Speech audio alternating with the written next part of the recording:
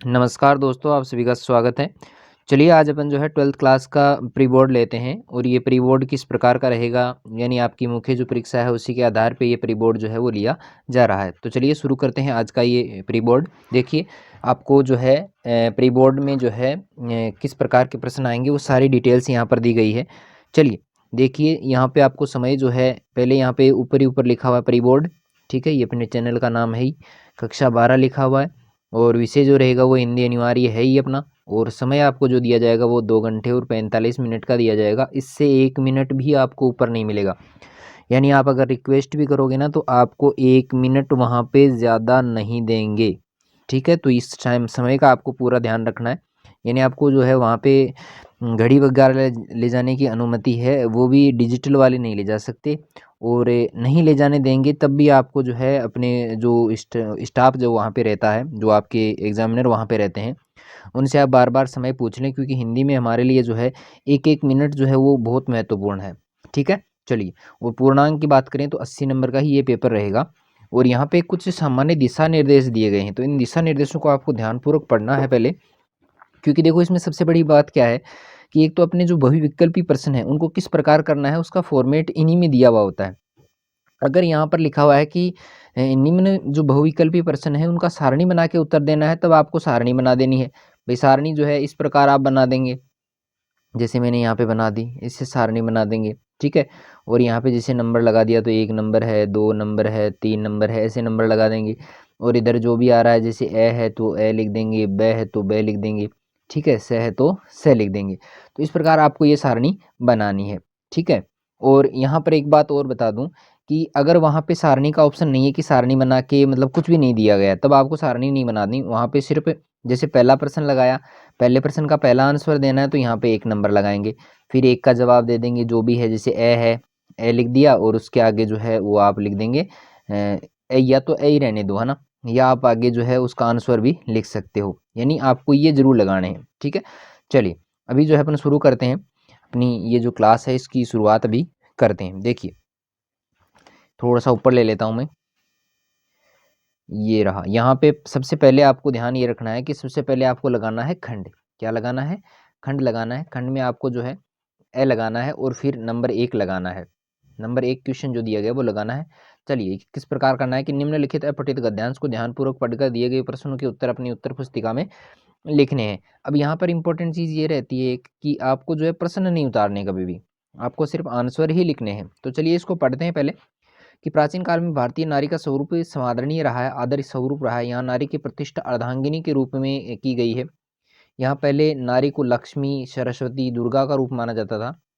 जिस प्रकार लक्ष्मी धन की, सरस्वती विद्या की, दुर्गा शक्ति की अधिष्ठात्री देवी है, उसी प्रकार नारी को इन तीनों के देवीत्व रूप से मंडित माना जाता है। फलस्वरूप प्राचीन भारत में नारी का देवी रूप पूजनीय था, परंतु परवर्ती काल में, बाद में आने वाले काल में, नारी का गौरव कम होने लगा तथा उसे भोग विलास की वस्तु माना जाने लगा था। भारत में विधर्मियों और विदेशियों के आक्रमणों से सुरक्षा हेतु नारी को पर्दा प्रथा, बाल विवाह, बहु विवाह, जौहर प्रथा, सती प्रथा आदि के द्वारा जो है उत्पीड़न भोगना पड़ा था। मध्यकाल में विशेषकर मुगलों के आगमन ने अनेक कुप्रथाओं, रूढ़ियों और अनैतिक आचरणों के प्रसार से नारी का जीवन शोषण, उत्पीड़न व व्यथा से ग्रस्त बनाया गया। प्रारंभ में जब नारी के जीवन को त्याग और तपस्या से मंडित माना जाता था, तब उसके जीवन का पूर्व काल तपस्या का और उत्तर काल त्याग का काल कहा था। इन कालों में वह अच्छे परिवार, श्रेष्ठ पति और गुणवान संतान की प्राप्ति में तथा उनकी सुख सुविधाओं की निरंतर कामना में अपना जीवन समर्पित कर देती थी। परंतु वैचारिक विचारों का व्योमह के कारण पुरुष वर्ग नारी के त्याग, उसकी साधना, समर्पणशीलता को उसकी दुर्बलता अथवा विलासिता मानने लगा।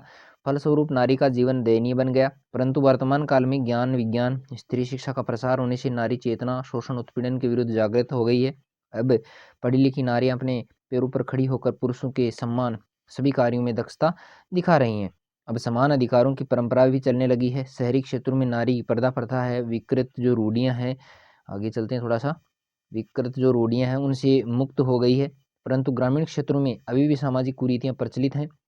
बिल्कुल है भाई, इन कुरीतियों को दूर करने के अनेक उपाय किए जा रहे हैं। इनमें इससे नारी जीवन को समुन्नत बनाकर राष्ट्र के उत्थान में उनकी सहभागिता में वृद्धि की जा रही है। चलिए यहाँ पे अपन प्रश्नों की बात करते हैं। सबसे पहले तो आपके दिमाग में यही प्रश्न आना चाहिए और यही पूछा जाएगा कि उपयुक्त गद्यांश का उचित शीर्षक क्या है।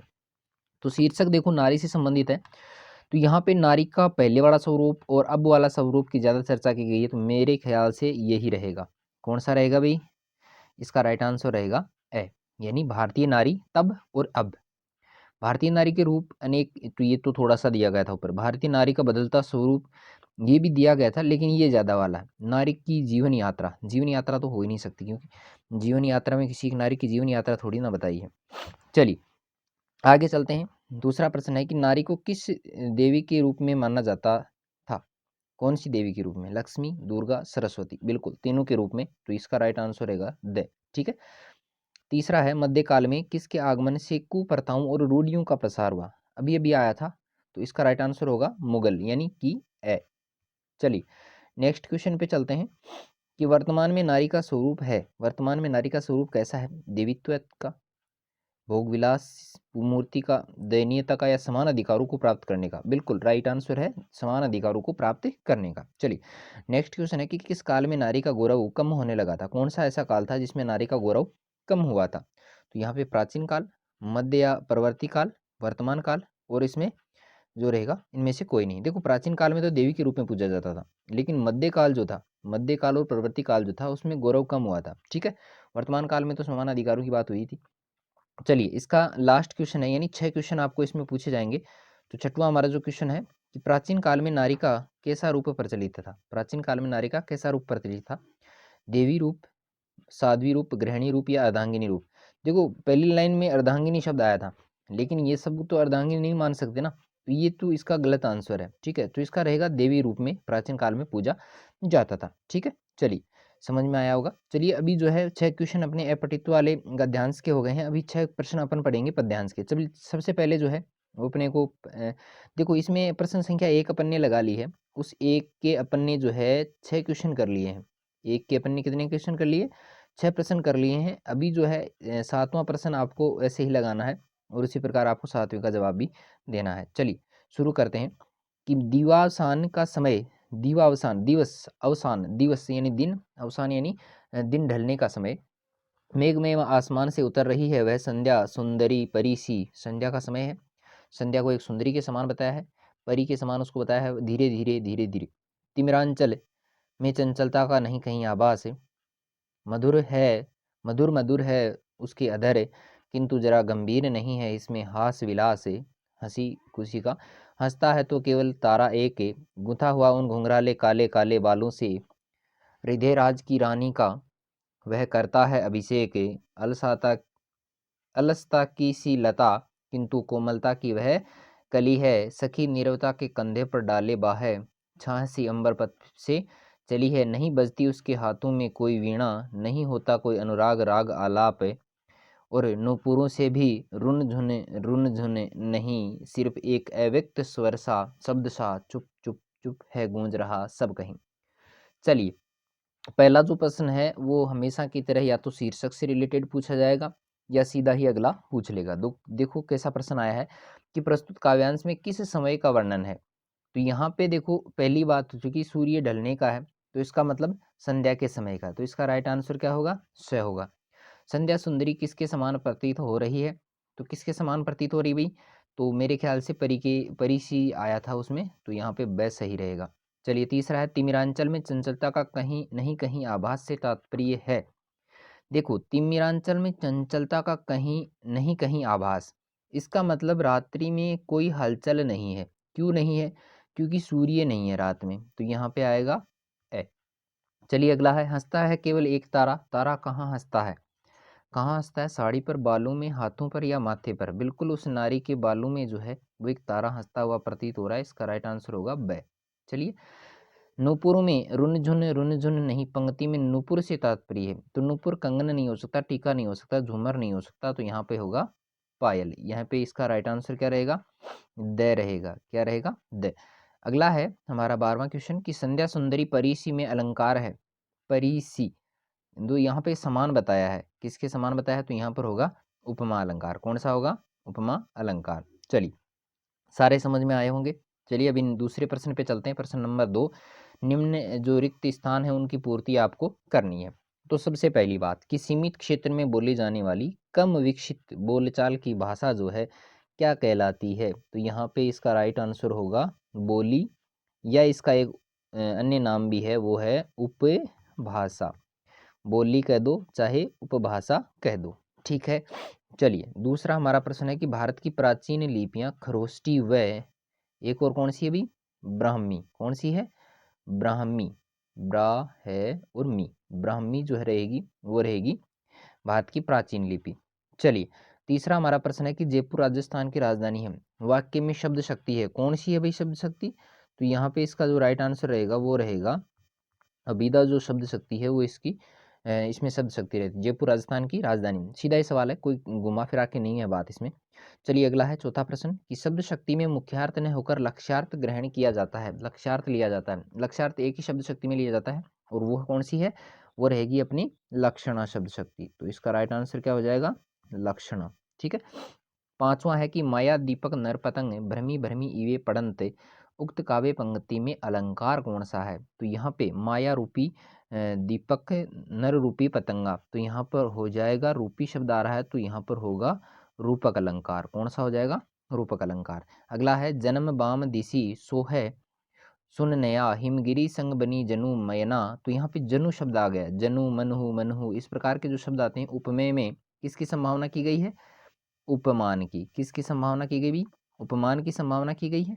और इसमें अलंकार कौन सा रहेगा फिर, जो है जनु मन हो ये आ जाते हैं तो फिर अलंकार रहता है उत्प्रेक्षा, कौन सा अलंकार रहता है, उत्प्रेक्षा अलंकार रहता है, ठीक है, समझ में आया होगा। चलिए नेक्स्ट क्वेश्चन पे चलते हैं। चलिए तीसरा हमारा जो प्रश्न रहेगा, छोटे वाले क्वेश्चन ही करेंगे, बड़े वाले क्वेश्चन नहीं करेंगे, ठीक है, वो आगे वाले वीडियो में अपन कर लेंगे। चलिए छोटे वाले क्वेश्चन में अगला है, यहाँ पे प्रश्न संख्या आपको 3 लगाना है, 3 लगा के फिर आपको जो है इस प्रकार करने हैं, जैसे पहला है तीसरे का पहला, फिर दूसरा, फिर तीसरा, तो इस प्रकार आपको ये प्रश्न करने हैं। चलिए खालिस्तान वाले में सिर्फ खालिस्तान में जो आ रहा है वही आपको लिखना है, बाकी सारा नहीं लिखना है कि पूरा प्रश्न आप उतारो और उसके बाद में जो खालिस्तान है वो भरो, ऐसे नहीं करना है, सिर्फ खालिस्तान में सिर्फ खालिस्तान वाले ही लिखेंगे, ठीक है, जो चीज़ आनी है वही लिखनी है आपको। चलिए निम्न पारिभाषिक शब्दों के अर्थ आपको बताने हैं। तो गार्जियन का यहाँ पे जो अर्थ रहेगा वो रहेगा अभिभावक, अभिभावक जो है भावक, ठीक है, अभिभावक, ठीक है, याद रहेगा। चलिए स्पीकर जो शब्द है उसका रहेगा अध्यक्ष, स्पीकर का जो अर्थ रहेगा वो क्या रहेगा, अध्यक्ष रहेगा। अगला है प्रगति शब्द के लिए पारिभाषिक शब्द आपको जो है वो बताना है। तो प्रगति शब्द के लिए जो पारिभाषिक शब्द रहेगा वो रहेगा प्रोग्रेस, GRESS, प्रोग्रेस इसका जो है वो राइट आंसर रहेगा। चलिए पहलवान की ढोलक पाठ में रात्रि में किन जानवरों की डरावनी आवाजें आती थी? तो डरावनी आवाजें देखो कुत्ते भौंकते थे, तो यहाँ पे कुत्तों और सियारों, कुत्ते और सियार कौन कौन से रहेंगे, कुत्ते और सियार रहेंगे। चलिए यहाँ पे अगला बात करें तो पत्रकारिता की अत्यंत आधुनिक विधा कौन सी है? तो आधुनिक विधा की बात करें तो वो है इंटरनेट पत्रकारिता, इंटरनेट पत्रकारिता, ठीक है, याद रहेगा। चलिए नेक्स्ट हमारा प्रश्न है कि यशोधर बाबू की पत्नी और बच्चे रिश्तेदारों की उपेक्षा क्यों करते थे? क्योंकि देखो रिश्तेदारों और में जो बच्चे थे उनमें बनती नहीं थी और वे उनमें ज़्यादा दिलचस्पी नहीं रखते थे, इसलिए अपन कह सकते हैं कि उनके और उनके जो रिश्तेदार हैं उनके बीच में ज़्यादा बनती नहीं थी, ठीक है। चलिए नेक्स्ट हमारा क्वेश्चन है कि किशनदा की मृत्यु का मुख्य कारण क्या था?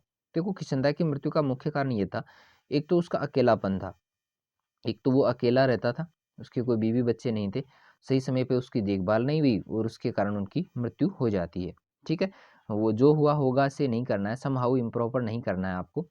अगला है कि जूझ कहानी के लेखक छात्र जीवन से क्या प्रेरणा मिलती है? भाई लेख जूझ कहानी जो है उसके लेखक के जो छात्र जीवन था उससे ये प्रेरणा मिलती है कि चाहे परिस्थितियाँ कैसी भी हो हमें हार नहीं माननी चाहिए, और अगर मन में पढ़ने की लगन है तो हमें कोई भी मुकाम हासिल कर सकते हैं। यानी पढ़ना में अपनी रुचि किस प्रकार पैदा करनी है, पढ़ाई में अपनी रुचि किस प्रकार पैदा करनी है, वो इस कहानी में बताया गया था।